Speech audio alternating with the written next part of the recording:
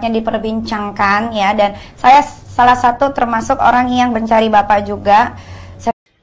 Bosku, hai. Sekarang saya udah di rumah sama dia pertama kali nih. Ada Paula juga, tapi dia lagi bersihin itu tuh. Habis disunat. Bosku, aduh rame banget ini.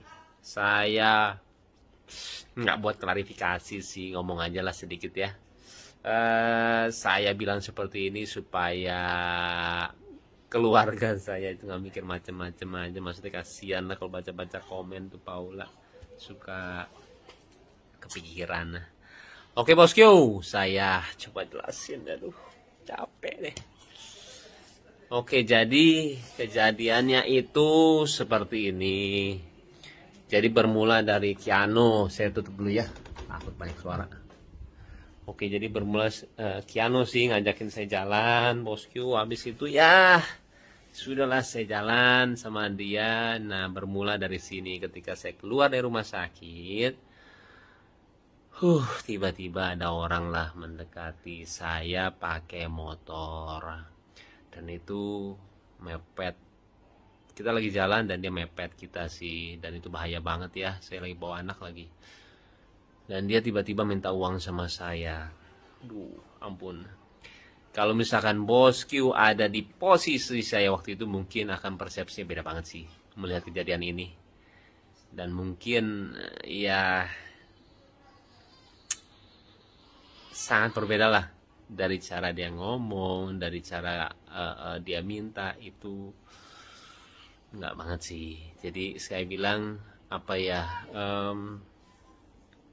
ketika kita tidak di posisi orang tersebut, susah sih untuk bisa melihat kejadiannya sebenarnya ya.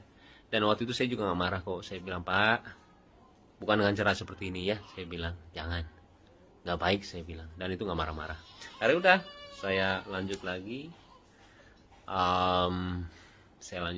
dan akhirnya ketika saya naik motor sama Kiano, dia teriak di belakang, "Baim, minta uang, Im minta uang." Saya lihat dia masih ngikutin saya. Saya paling kesel sih orang seperti itu ya. Waktu itu saya juga pernah ngamuk waktu itu sama ojol ya, gara-gara dia ngikutin saya sampai ngalangin saya depan mobil. Udah. Dan saya paling gak suka kalau misalkan itu dijadiin kelemahan. Itu dijadiin kelemahan saya ya, ketika orang melihat saya langsung diminta uang atau gimana. Karena saya ngelakuin semuanya, dari berbagi atau enggak apapun itu ya, saya juga nggak mau dibilang kebaikan atau nggak menolong, karena saya cuma senang melakukannya, udah titik itu aja. Dan ketika orang itu menjadikan itu kelemahan saya, setiap orang ketemu sama saya dan minta uang, saya kurang suka sih, apalagi dengan cara yang seperti itu ya. Akhirnya udah, saya jalan aja, nggak mengubris, saya ke rumah lah. Itu lumayan agak jauh sih. Terus saya ke rumah dan berhenti, dan tiba-tiba dia muncul lagi setelah berapa detik ya, 10 detik, 15 detik lah. Saya nyampe, dan kembali dia minta uang sama saya, bosku. Di situ saya lumayan agak ini sih, saya bilang, Pak, tolong jangan dengan cara seperti ini, saya bilang. Jangan ya, nggak boleh, saya bilang. Dan menegurnya saya dengan cara apa, yang seperti kalian lihat di video. Dan saya, kalau misalnya kalian sering lihat vlog saya sering lakuin itu sih, ketika orang minta dengan cara yang tidak sopan atau gimana, saya sering ngeliatin, dengan cara seperti itu, lu nggak akan dapetin duit, beneran deh. Saya akhirnya ngasih orang yang mungkin gak ada hubungannya sama dia. Saya sering banget seperti itu. Habis itu udah, dan tiba-tiba dia juga bilang, setelah saya kasih uang, dia bilang, saya umurnya 77 tahun, kata dia. Terus saya bilang, kenapa? Saya harus kasihan sama dia. Gini loh bosku, banyak banget ya orang yang 80 tahun, 90 tahun, atau nggak 100 tahun yang saya temuin. Dia itu anti banget mengemis, kenapa? Nggak tahu. Dan itu membuat saya itu seperti malu sama diri sendiri. Dan saya ngelihat orang kalau misalkan memperlihatkan kelemahannya dia untuk mendapatkan uang, saya itu benci banget. Kayak misalkan dia cacat, saya cacat tuh minta uang dong. Saya sering banget ngeliat orang yang nggak punya kaki di jalan, dia jadi orang yang suka apa, baju itu apa sih, brosur, bukan brosur apa, dia bikin baju lah waktu itu ya, dan itu nggak punya kaki dan dia jalan dan dia tidak ngemis. Jadi buat saya Kiana lagi, sayang, ini lagi tuh lihat nih, ini gara-gara Kiano nih, minta jalan tuh, iya. Jadi kalau dengan cara seperti itu saya nggak suka banget sih bosku.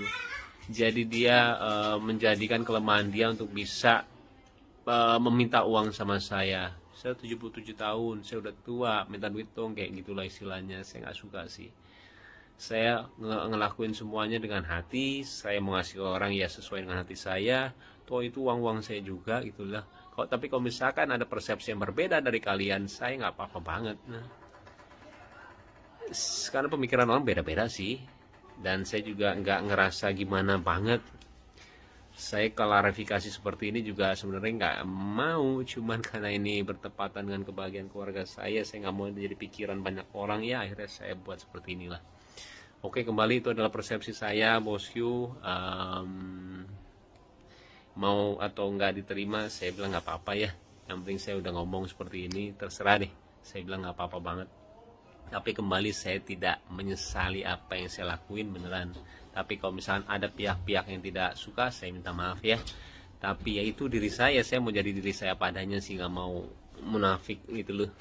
Kalau misalnya yang nggak suka ya udah, emang pasti ada orang yang nggak suka dan suka gitu loh. Sesimpel itu sih. Oke bosku, udah azan juga dan sekarang udah bobo lagi langsung tuh. Ih, kayak Korea ya. Sehat-sehat ya sayang. Ini juga baru dengar tuh. Iya, oke deh. Sebenarnya agak heboh ya. Heboh banget. Ya udah iya.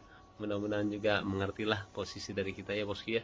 Sehat-sehat semuanya dan doain ya supaya semua sehat, Paula, Kenzo sama Kiana juga, dan kalian juga sehat ya. Assalamualaikum warahmatullahi wabarakatuh. Sedih tikus tuh sayang. Ampun deh. Dah bosku. Pengen bertanya langsung, kenapa sih kejadiannya bisa seperti itu? Tapi saya bahagia akhirnya. Nah, gak usah nunggu lama-lama lagi ya. Ini kita bersama Bapak penjual jus ama, buku-buku tentang agama Islam ya, yang direndahkan oleh seorang selebriti dan juga YouTuber Indonesia. Siapa lagi kalau bukan Baim Wong ya. Dan ini nama bapaknya adalah Bapak Kakek Suhud Arif. Nah, ini dia nih bapaknya nih. Bapak udah dicari-cari banyak orang loh, Pak. Iya. Tapi Bapak baru ke sini, baru ke saya doang kan, belum kemana-mana kan. Bagus. Kalau di sini tidak ada yang dipotong-potong, Pak. Ya, jadi kita akan mendengarkan ceritanya secara lengkap, konkret. Ya, nah, Pak. Selain kakek Suhud ini, kita juga kedatangan tamu jauh ya, yang juga lagi viral-viralnya dan lagi dibully juga sama fans-fansnya Lesti dan Bilar ya. Ini kita kedatangan Bapak Robi dari Yayasan Gerak Menebar Kebaikan dan Edi Prasetyo, Ketua Kongres Pemuda Indonesia Jawa Timur sekaligus Ketua Perkumpulan Anti Diskriminasi Indonesia. Nah, ini menarik nih, diskriminasi ya. Diskriminasi ini ya bagus karena banyak sekali nih dia warga Indonesia ini mendiskriminasikan manusia ya, padahal sama-sama manusia. Sebelum kita tanya-tanya sama kakek ya, ini ada artikel dari Selebrita apa? Langit Selebrita nih, kalian harus sering-sering baca ya, karena di sini juga menayangkan berita-berita yang akurat, terpercaya dan tidak ada bohong-bohongnya ya. Nih, sikap Baim Wong marah-marah kepada kakek tua jadi sorotan netizen Indonesia. Sebelum kita ngobrol lebih lanjut, kita lihat videonya terlebih dahulu guys. Oke, ini dia Baim Wong sama motor besarnya. Ini Bapak ya? Iya.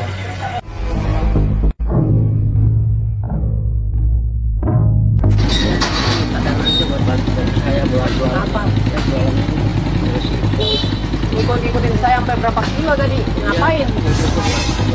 Ngapain? Jangan, nggak ada musik gitu.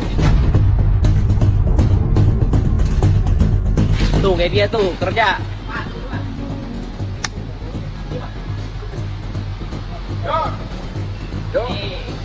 kerja Indonesia. Nih. Oh, kasih uang. Oh, kasih uang. Anak kerja nih. Oh, kasih uang kerja. Oke, makasih. Mantap nggak? Mantap. Kerja nih, kasih duit. Oh, Terima kasih. kerja kasih duit. Kasih om. Nah. Saya boleh bicara Boleh, kronologisnya. boleh. Begini, waktu itu hari Jumat, habis sholat Jumat di Masjid Mutia, saya keluar bawa buku, bawa dagangan saya, melintas tiba-tiba motor Mbak Embong, kan rumah orang tuanya di Cikini, jaraknya dekat sekali itu kan, dan saya ikutin gitu, tapi saya tahu oh ini Pak Embong yang sering nolong orang gitu. Ya, saya susul, tapi agak lama dia udah sampai baru saya datang. Terus dia cerita yang bukan-bukan, katanya saya mepet dia, sedangkan saya motornya kan jadul, Bu. Jadul motor saya, Mbak. Terus saya bilang, saya kemari mohon dibantu Pak Baim. Dia bilang saya minta-minta. Saya bilang saya dana buat modal buku-buku saya. Saya mungkin kagak mau tahu buku-buku yang saya bawa. Akhirnya saya diam aja tuh, terus dia ngeledek saya. Orang nojol dipanggil, dikasih duit tuh berapa nggak tahu, saya terus diam aja. Akhirnya saya, wah kalau caranya begini lebih baik saya balik aja lah. Tapi di belakangnya tahu ada krunya itu, kru timnya bawa kamera itu. Saya juga heran kok. Tadi waktu Pak Baim bilang saya mepet-mepet motor dia, mana mungkin motor gede dipepet sama motor jadul begitu. Dan saya nggak bilang minta duit dong, nggak mungkin, saya orang tua, demi Allah saya kan orang Islam, bisa sholat Jumat, saya bilang gitu. Tapi syukur alhamdulillah saya begitu saya pulang dari Pak Baim, buku saya keluar dari pas Cikini, itu kan deket jaraknya sama Cikini. Ya tahu-tahu saya dibeli buku saya sama orang gitu loh. Ya itu alhamdulillah saya di situ, oh ada berkahnya juga. Udah saya pulang. Akhirnya saya pulang ke rumah. Saya kan banyak yang nelfon tuh, berkecamuk saya. Kebetulan kakak saya di Cibinong kan stroke, Mbak. Umur 73, saya kan 70. Saya bilang biar cepat sembuh ya. Saya nggak cerita apa-apa, diamnya, tapi telepon terus tuh, Mbak.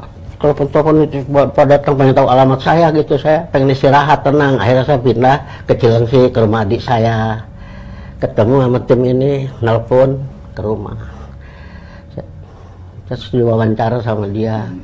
Dan saya bilang saya emang dari Senin sampai Kamis atau Jumat saya dagang buku, yang kalau beli langsung saya beli lagi buku, belinya di kebun kacang 6 itu, buku Alidrus, buku-buku agama Islam, kadang-kadang di Kuitang tuh Agung, toko Agung itu aja, Mbak. Dan sampai sekarang saya jadi trauma gitu, kok gini nggak biasanya gitu loh. Kok saya lihat waktu dia handphone anak-anak bagus gitu citranya Pak Baim, kok begini sama saya gitu, ada apa? Kan saya udah tua, saya nggak marah-marah, bilang aja Pak saya nggak sebang sibuk Pak gini-gini. Saya maklumin dia habis jaga istrinya mau ngelahirin tuh Mbak Paula itu, ya udah kelahiran kemarin kan, waktu itu hari Jumat saya belum kelahiran. Itu aja ceritanya Mbak Nikita.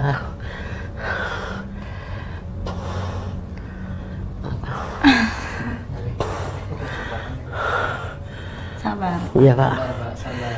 Saya juga bisa ini. Sabar.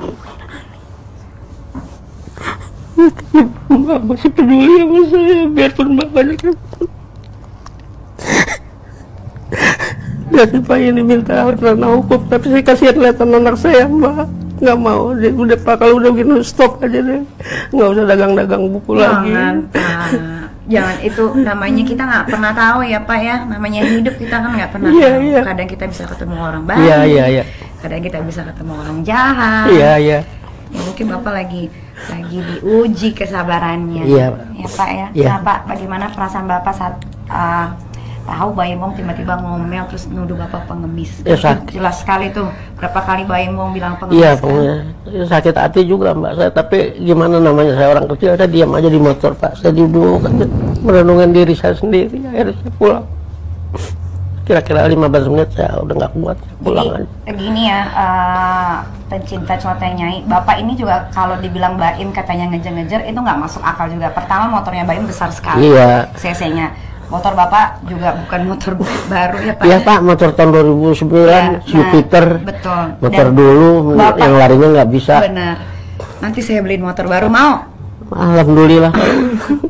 Makasih Pak Nyai.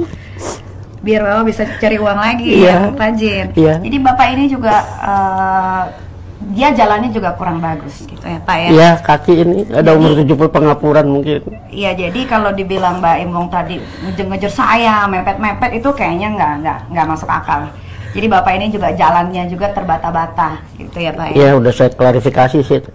Mbak Im kan klarifikasi, saya klarifikasi lagi. Saya bilang jangan begitu. Iya. Saya bilang saya selalu pintu terbuka, maaf untuk Bapak, tapi dia tetap aja tuh Iya, kayaknya dia juga bikin suka klarifikasi